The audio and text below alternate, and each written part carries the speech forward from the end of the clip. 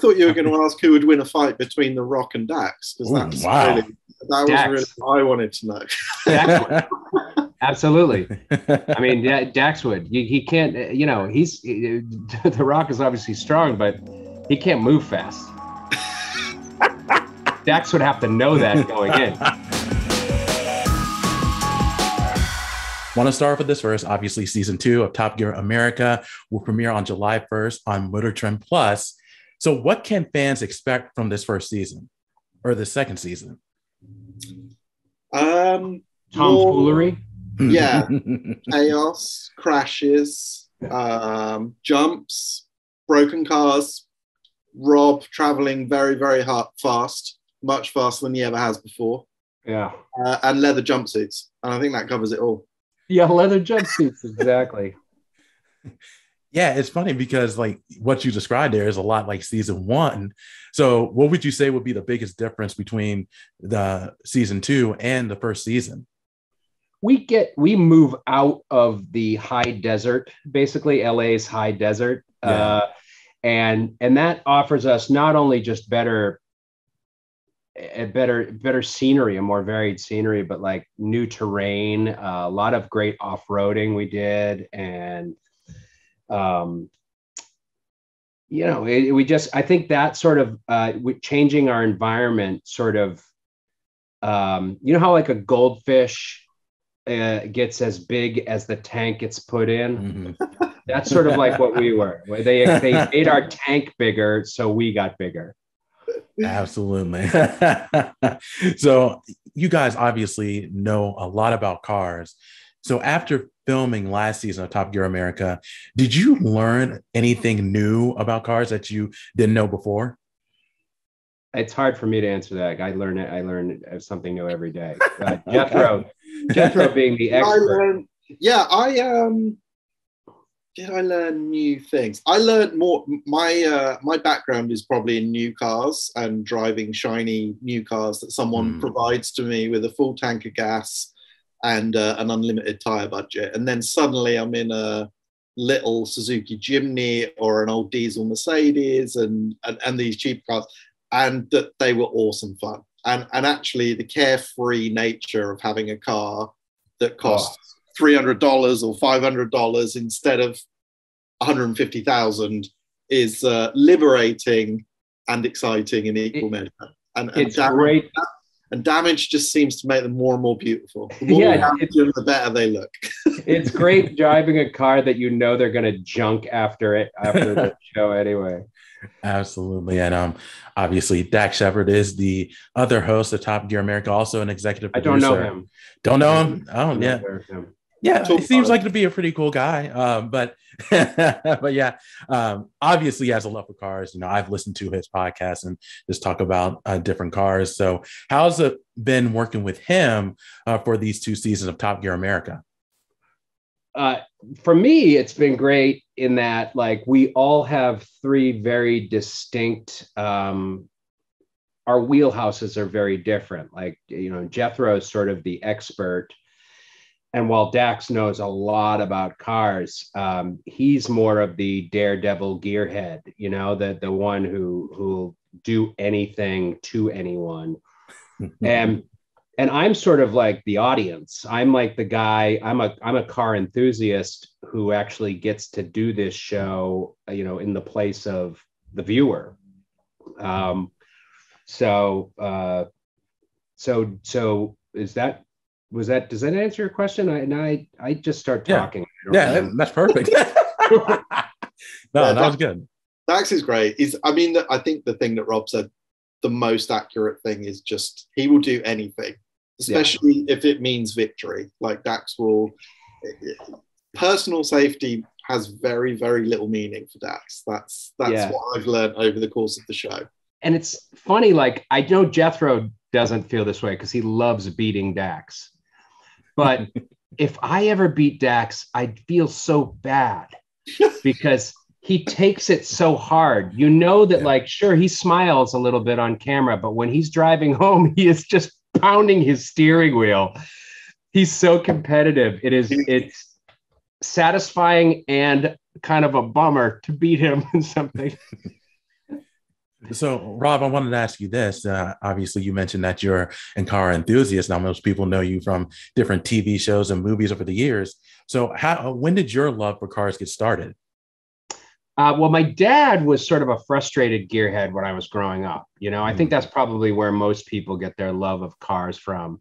He was one of those guys that would get a new car a year, and you know, he had every kind of car you can think of, these amazing muscle cars in the 60s and 70s.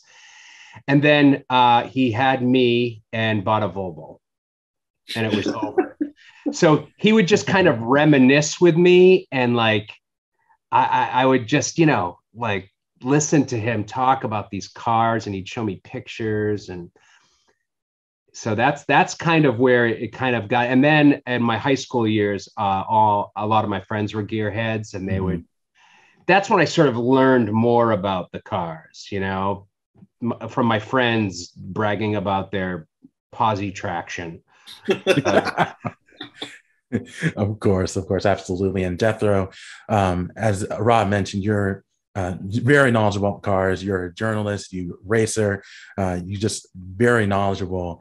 So what was it like for you? How's this experience been where you get to be on a show and drive just a wide variety of cars, whether it's supercars, as you mentioned, older cars? How's that experience been for you? Yeah, I guess it's different. It's really, really different. I am as much a car enthusiast. I love driving. That's what I love. So driving, I'm not, some people love looking at cars, polishing cars, thinking about the car industry. None of that means anything to me. I love driving. And this show is effectively drive the wheels off whatever car you happen to be in. So for me, it's perfect because it doesn't matter if it's a crappy old thing that's falling apart. If I'm allowed to drive it as fast as I can until it does fall apart, I'm happy. So I've loved it, and obviously working with Rob and Dax is great. They don't like me saying it either, but I love watching them just go off on one of their little improv comedy things. I admire it a lot as well. I think it's real special talent. So yeah, it's been a little window into another world for me. Absolutely. And Rob, out of the three, I think you're the more careful when it comes to challenges. I got a chance to see the first episode of season 2 and you driving that supercar, and that was very intense, very scary. So what would you say would be the most scary challenge for you so far in Top Gear America? That challenge was probably the scariest. However, I was also excited about it. Right. I was more excited than I was terrified.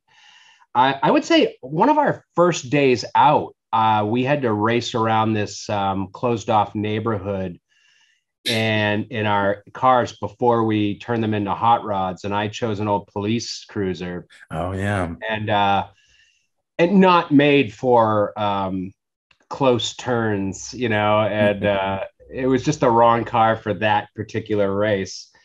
And that was a scary, I ended up smashing into a curb and just almost destroying the car on the first hour of my Top Gear experience. So that was weird, but I don't know. I think I've gotten too comfortable for the producers. You know, they're like, Rob, be more hesitant. And I'm like, I'm not though. Absolutely. Yeah, I could definitely see that. And Jethro, for you, what has been the most scary, most fun challenge that you have encountered so far in Top Gear America? Yeah. What was scary for you? I can't wait. The only time I was scared was when Rob sailed past me in that Lamborghini and I was stood at the side of the road, and you can hear that Lamborghini, and he stayed on the throttle for so long.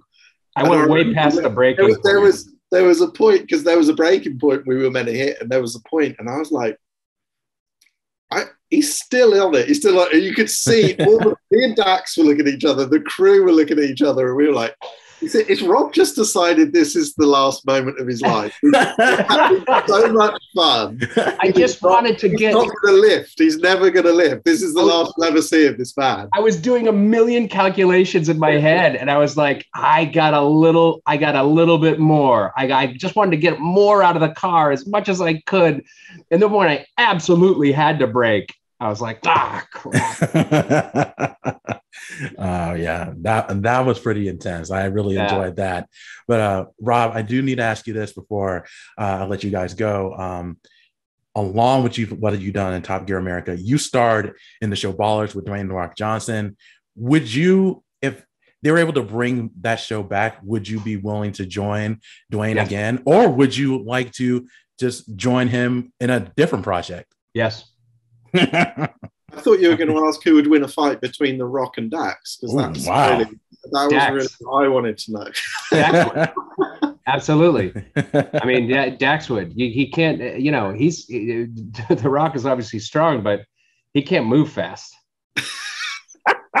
Dax would have to know that going in.